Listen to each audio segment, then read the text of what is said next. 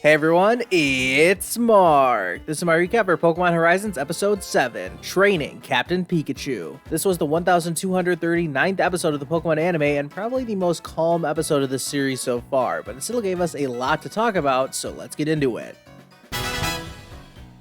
We don't waste any time. At the start of this episode, it's time to see who's behind the Nidothing character. It appears to be this person with purple and pink hair, and we see them preparing the recording setup, really looking like an actual content creator as they jump into Nidothing mode to record their latest video. That's all we get to see for now though, as the episode transitions into the opening. The only reason I am actually mentioning the opening is because they changed it slightly. Now in this scene, Roy is looking up at the shiny Rayquaza, emphasizing how it's his goal to catch the legendary Pokemon. Okay, back to the episode, which all takes place during a calm, peaceful day aboard the Brave Asagi. We see the members of the Rising Full Tacklers getting up to their normal routine, which includes Liko and Sprigatito hanging out on the observation deck. Roy pops in from out of nowhere and he challenges Liko to a battle, which she accepts. Jumping straight into it, both trainers and their Pokemon look incredibly inexperienced. They're basically just spamming Ember and Leafage over and over again, which isn't really getting them anywhere. In fact, both Pokemon just tire themselves out without even landing damage on their opponent. Liko and Roy are disappointed that the battle ended in a draw, but it is good timing because Freed is calling everyone over to the meeting room. Freed updated the kids' Rotom phones, with Roy's getting a Pokédex for the first time. Freed also installed the Rising Full Tacklers app on both of their phones. Surely that has to become a thing in real life sooner or later. This app is how the team communicates, and this just shows how Liko and Roy have truly been accepted as official members. Roy's even getting the secret handshake down now.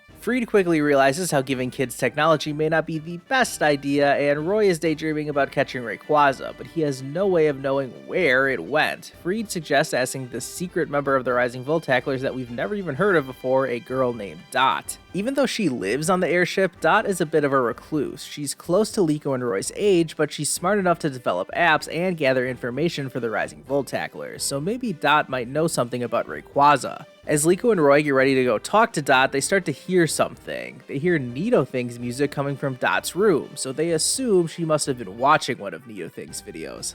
Little do they know. Dot doesn't answer the door when they knock, so Roy starts yelling instead, only for Quaxly to jump through a hatch in the door. It's carrying a note with it, which is a drawing of Roy and Fuecoco losing a battle. This doesn't give them the best first impression of Dot, however it does give Liko an idea, so they head back to talk to Freed. They ask him to help them train so they can become stronger. Roy says that he and Fuecoco need to get stronger so they can catch that Rayquaza, while Liko talks about wanting to be ready to face the Explorers if they come back. She doesn't want to be the weak link on the team, and she wants to get stronger together alongside Sprigatito. Freed hears them out and accepts the request, saying it's time for some special training, further driving home the similarities between Freed and Ash. We transition to this training scene via a Nidothing video, which is about Pokemon battling. How fitting. Nidothing says you have to battle over and over to get stronger, and we see Ludlow watching this video alongside his Quaxly, who obviously loves Nidothing videos. Alright, so the stage is set, and for some reason they tried to make it seem like Freed was going to use Charizard to battle Liko and Roy, only for this bolt of lightning to come crashing down. This was so extra as Captain Pikachu makes his grand appearance to the battlefield. What a show off. Anyways, the rules are simple. Freed just wants to see if Liko and Roy can even land a hit on Pikachu. The two young trainers call their basic attacks, and they just end up hitting each other's move. Nicely done.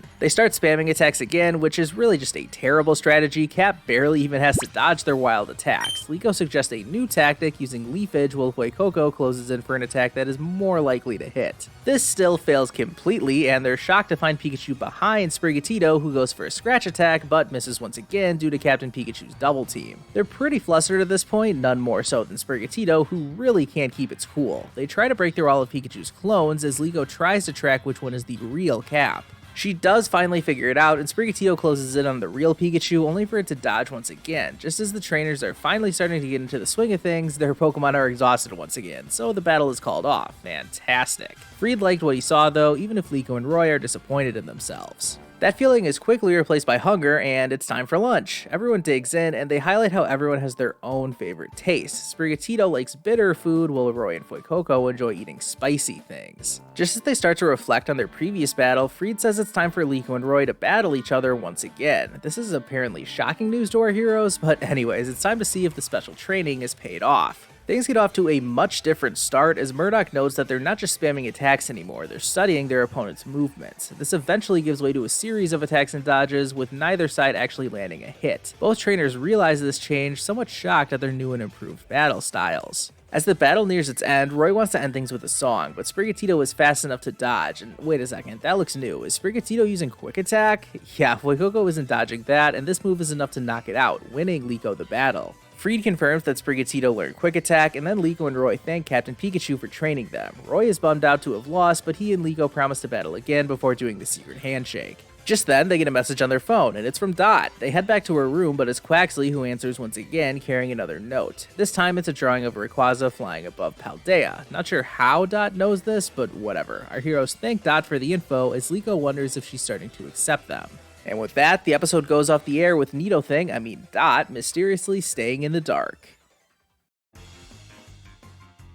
Alright, once again, another solid episode of Pokémon Horizons. There definitely haven't been any bad episodes yet, although this one was probably the least eventful. That's not saying much though, because this episode still covered quite a lot of ground. We're still just getting to know these new characters, and with such a large main cast, there's so much to learn about so many different people in Pokemon. While this episode was mainly about Liko, Roy, Captain Pikachu, and the debuting Dot, we also got to see more of Murdoch in action, as well as Ludlow coming out of his shell a little bit. And I have to mention, really, Ludlow isn't Nidothing? I am kind of mind blown about this. I really thought it was guaranteed that Ludlow was actually Nidothing, so this was a nice surprise. That means there's even more to learn about Ludlow than I initially thought, but like I said, he started to come out of his shell in this episode, and I especially liked his attempt at rapping during the ending theme. Okay then, so if Ludlow isn't Nidothing, let's talk about Dot. As the biggest Nidothing fan on the planet, I am already incredibly interested in this person, and I cannot wait to find out more. Their personality is kind of reminiscent of Penny from the Scarlet and Violet games, and I bet they will follow a similar character arc by eventually opening up to the main characters as the series progresses. Dot's backstory of being related to Murdoch is another interesting note. Maybe we'll explore more of that family tree one day. Something else I am hoping the anime explores one day is Area Zero, and this episode gave me renewed hope of that actually happening when we saw Dot's map of Paldea. This may just sound completely obvious and like common sense, but the Great Crater of Paldea was in the center of this map. We have seen little to no game elements in the anime just yet, so I wasn't going to just assume that Pokemon Horizons is going to follow in the footsteps of Scarlet and Violet and visit Area Zero. But hey, if the Great Crater does exist in the anime too, surely we'll go down into Area Zero one day, and I cannot wait until that day comes. In the meantime though, our heroes are going to need to be a lot stronger if they have any hope of surviving down in Area Zero, so this will probably be the first of many training episodes. This episode really helped contextualize the skill level of Liko and Roy as trainers. They don't have much experience, and that showed. It's funny thinking back to how Liko and Sprigatito were able to overcome Zur in episode 1, as well as completely blowing Konya away in episode 5. Freed and Captain Pikachu are obviously on a whole nother level though, which was on full display in this episode. I mentioned Freed's similarities to Ash during my episode recap, and this is even more evident in their training style. These two are veteran battlers. They're able to identify what new trainers and Pokemon are missing, and they can even draw that out of them through battling without even having to tell them what it is they're looking for. Liko was able to learn a lot on her own, and it's clear to see that she is picking up on this whole trainer thing pretty quickly. She was able to figure out Cap's double team pattern, while Roy was still a little confused. We saw Liko and Sprigatito finish the episode as the winners for today, so we can safely say that Liko and Sprigatito have the upper hand on Roy and Fuecoco for now. I will say though, there are still moments when Sprigatito acts out on its own, not even listening to its trainer, so that's something I'll be keeping an eye on as this series progresses. Now that I've exhausted all of my thoughts about this episode, let's get to my rating. Obviously, this wasn't the most exciting offering Pokemon Horizons has presented to us so far, but it still accomplished a lot. I was entertained throughout, and I'm excited to watch whatever comes next. For all of those reasons, I'm giving this episode a 7 out of 10 rating. While it wasn't the best episode, it did execute everything it set out to do, and we need some character building episodes like this one to help build up this new series. It looks like this will continue into the next episode, which is once again going to be about the Rising Volt Tacklers. This should be another fun one, and we'll even get our first Anne sighting in a while, which I am a fan of. But the real meat of the episode is going to be learning more about Dot, and as you expect, I'm fired up to learn more about the person behind Nidothing. It may be a little presumptive, but with Dot being around the same age as Liko and Roy, as well as being close to Quaxly, do you think it's possible for Dot to become almost like a third antagonist alongside Liko and Roy one day? I'd be curious to hear your thoughts on that down in the comments, as well as any other feedback you have about this episode or anything else you'd like to talk about. Be sure to like this video if you haven't already, and subscribe to my channel so you can help me inch closer to 10,000 subscribers. subscribers. Thank you all so much for watching, and I'll see you guys next time.